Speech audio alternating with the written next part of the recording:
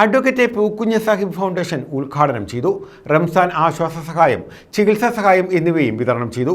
കരുനാഗപ്പള്ളിയിൽ സംഘടിപ്പിച്ച പരിപാടി CR Mahesh MLA ഉദ്ഘാടനം ചെയ്തു.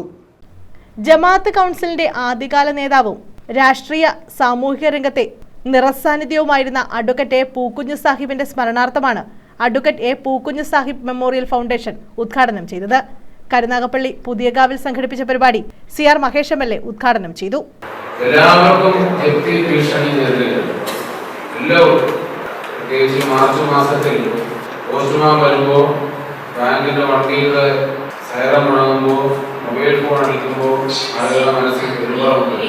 എങ്ങനെ മലയാളികൾ ഇത്രയും കടക്കാരായി മാറിയെന്നത് സാമൂഹിക പഠനം അത്യാവശ്യമാണ്.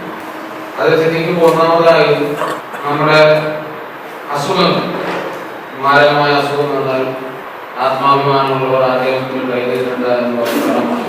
അതിൽ നിന്ന് വരുന്നതാണ് 2 മക്കളുടെ വിദ്യാഭ്യാസം, 3 കയറിക്കിടക്കാനുള്ള കൂര എന്നുള്ള ഒരു മനുഷ്യന്റെ ഏറ്റവും വലിയ സങ്കല്പത്തിൽ അത് പൂർത്തീകരണത്തിന് വേണ്ടി വാങ്ങിക്കുന്ന കട, എടുക്കുന്ന ലോൺ, അല്ലെങ്കിൽ മക്കളുടെ വിവാഹം, അങ്ങനെ കടക്കരയിൽ കൊണ്ടുപോകുന്ന ഒരു വലിയ വിഭാഗം. റംസാൻ ആശ്വാസ സഹായ വിതരണവും MLA നിർവഹിച്ചു. ചികിത്സാ സഹായം കരുനാഗപ്പള്ളി മുനിസിപ്പൽ ചെയർമാൻ പടിപ്പുര ലത്തീഫും, വസ്ത്രവിതരണം ചെങ്ങഴുത്ത് റഹീമും, പദ്ധതി പ്രഖ്യാപനം സിദ്ദീഖ് ഇമ്പീരിയലും നിർവഹിച്ചു. കമാൽ M മാക്കിൽ അഡ്വക്കേറ്റ് പൂക്കുഞ്ഞ് സാഹിബ് അനുസ്മരണം നിർവഹിച്ചു. ട്രസ്റ്റ് സീഡ് സമർപ്പണം പുന്നക്കൽ നസീർ നിർവഹിച്ചു. അഡ്വക്കേറ്റ് അബ്ദുൽ സലീം മഞ്ചിലി അധ്യക്ഷത വഹിച്ചു.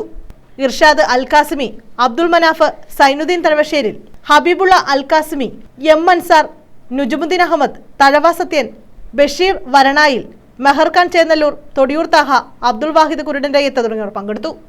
News bureau, Karunagappally.